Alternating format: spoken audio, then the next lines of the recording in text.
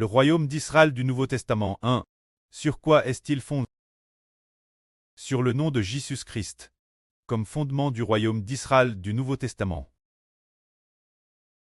Tout comme le royaume d'Israël de l'Ancien Testament. David appuierait le chef de l'État, appuierait le roi d'Israël, et qu'est-ce qui se passe ensuite, pour que le trône de David dure éternellement? Le trône de David, quel est le fondement de sa dure éternelle? David a de obtenir la faveur de Dieu, pour que Dieu puisse faire durer le trône de David éternellement. L'origine, Dieu avait établi Saül comme roi. Puis Dieu a aboli la royauté de Saül et établi David comme roi. Le roi David est ainsi devenu roi. Et Dieu a fait alliance en disant qu'il ferait durer le trône de David éternellement. Que les descendants de David, nation après nation, succéderaient David comme roi, parce que David désirait ardemment construire le temple de Dieu. Plus tard, Dieu a fait alliance en disant que Salomon, le fils de David, construirait le temple de Dieu. Ainsi, le trône de David, dans le royaume d'Israël, a pu subsister éternellement. L'alliance avait un fondement. Alors, le trône de David, le fondement de sa subsistance éternelle, qu'était-il? C'était le temple de Dieu. Si David n'avait pas décidé ou n'avait pas planifié de construire le temple de Dieu, alors, comme le dit le frère Ashbert, le fondement du trône de David n'aurait pas existé, peut-être que ses descendants n'auraient régné que sur une nation, 2 générations, 3 générations, et que plus personne n'aurait de roi. Mais les descendants de David ont régné continuellement, régnant jusqu'à ce que Dieu ait prédestiné la destruction du temple. Dieu a détruit le temple construit par Salomon, disant que, après ce que Dieu a détruit, le temple construit par Salomon, en raison de la démolition du temple, c'est alors que dans le royaume d'Israël de l'Ancien Testament de David, le trône de David a pris fin. A pris fin avec quoi? A pris fin avec la démolition du temple de Salomon. C'est affermi avec la construction du temple de Salomon. Et a pris fin avec la démolition du temple de Salomon. Le dernier roi de la dynastie de David, était le roi Esdécias. Esdécias était un terrestre mauvais. Un souverain terrestre pervers. Il ne craignait pas Dieu.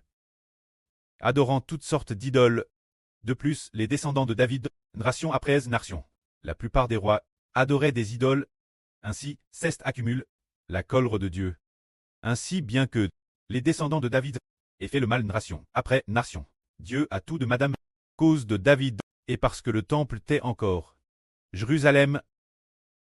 Bien que les descendants de David aient multiplié le mal et adorent des idoles, mais en raison du temple que David avait décidé de construire, le temple construit par Salomon, qui était encore Jérusalem, Dieu a continué à laisser régner les descendants de David. Bien qu'ils aient multiplié le mal, le trône et reste ferme. Jusqu'quand Dieu a-t-il fini par le détruire, jusqu'à ce que les descendants de David, nation après nation, adorent des idoles nation après nation. Ceste accumule juste la colère de Dieu, a atteint un paroxysme. Alors Dieu a détruit pour les descendants de David le temple construit par Salomon. Après que le temple a été détruit, le trône des descendants de David a pris fin. Le trône de David, le trône des descendants de David, affermi sous Salomon. Le temple construit a été détruit. L'époque de Esdécias, quand le temple de Salomon a été détruit. Le trône de David a été détruit. Ses descendants, plus personne ne régna. Aujourd'hui, frère Héber dit que pour le royaume d'Israël du Nouveau Testament, la fonction royale réside dans le temple. Alors maintenant, nous avons déjà compris que le temple n'est pas un temple fait de mains d'hommes. Le temple devient le nom de Jésus-Christ. Alors maintenant, frère Héber a construit le temple avec les frères et sœurs.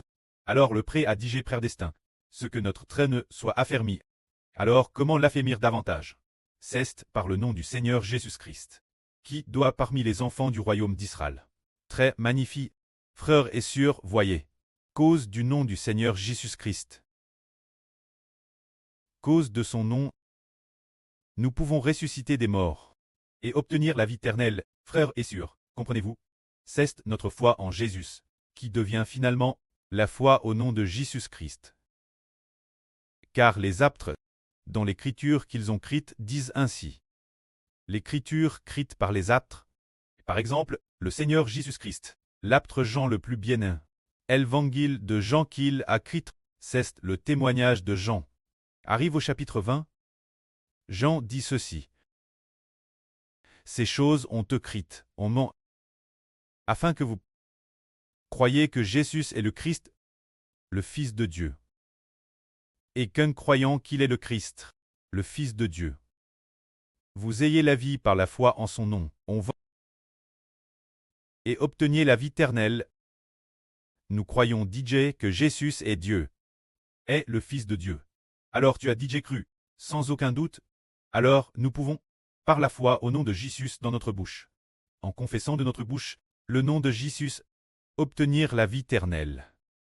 C'est par le nom de Jésus que nous pouvons être affermis au point de pouvoir ressusciter des morts et c'est le nom de Jésus qui est le fondement du royaume d'Israël. Le nom de Jésus-Christ est le fondement du royaume spirituel d'Israël. Alors quel point notre royaume est-il ferme? Quel point le royaume spirituel d'Israël est-il ferme? Dépend de la fermeté du nom de Jésus-Christ. Dans notre bouche. Frère Hébert a dit un jour, un beau témoignage, il l'a dit plusieurs fois. Frère Hébert le redit. Les frères et sœurs scène souviennent peut-être.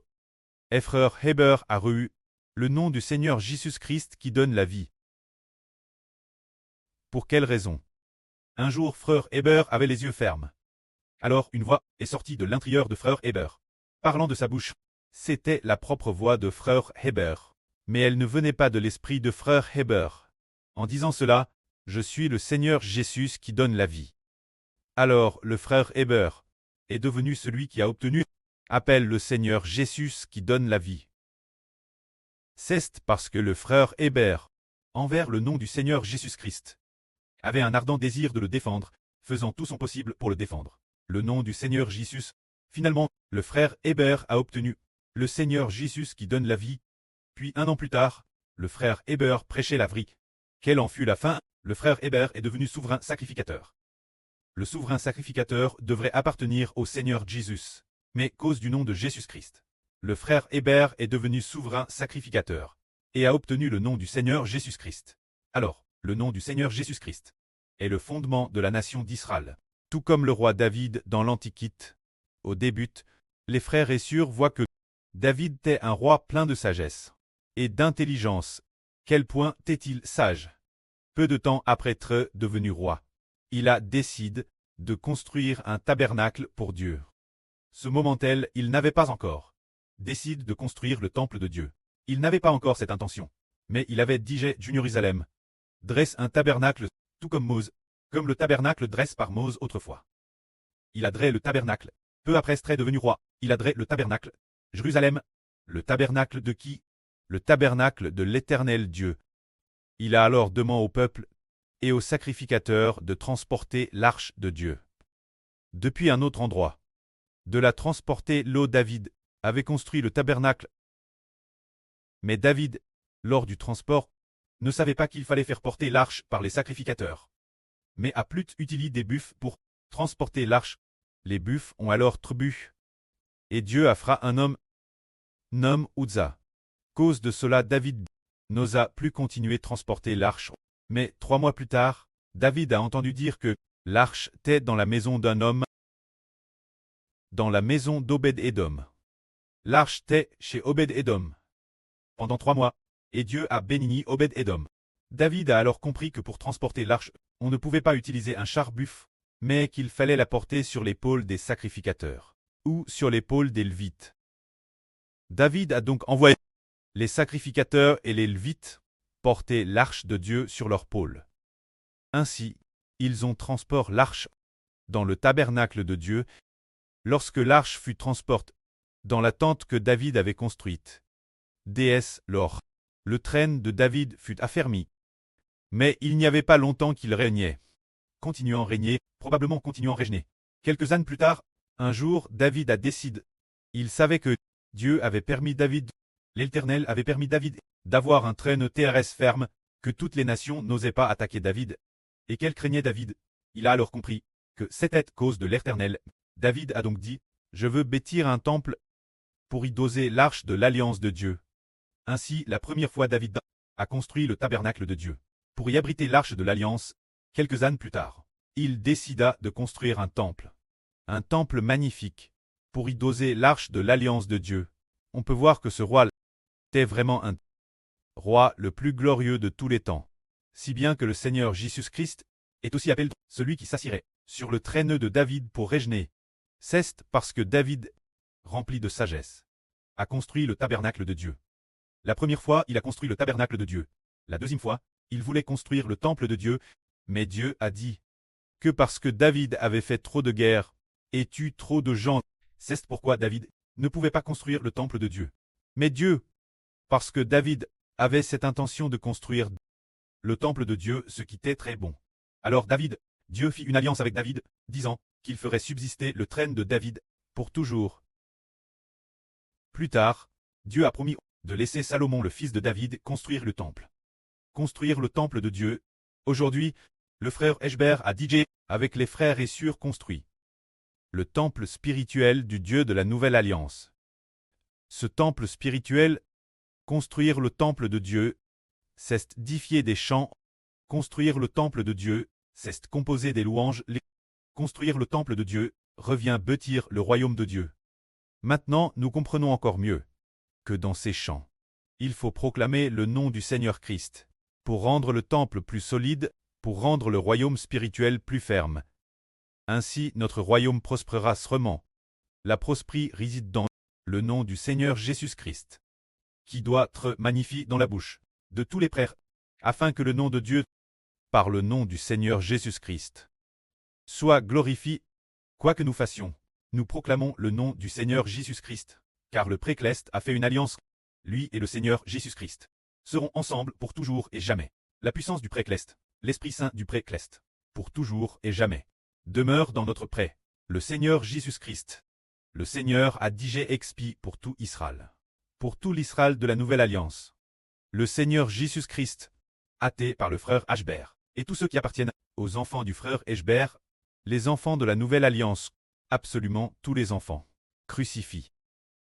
Nous devons donc construire un temple, qui est le temple proclamant de la bouche le nom du Seigneur Jésus-Christ, afin que l'Éternel Dieu, par le nom de Jésus-Christ, soit glorifié. Ainsi, le royaume spirituel d'Israël, par le nom du Seigneur Jésus, s'enracinera en nous.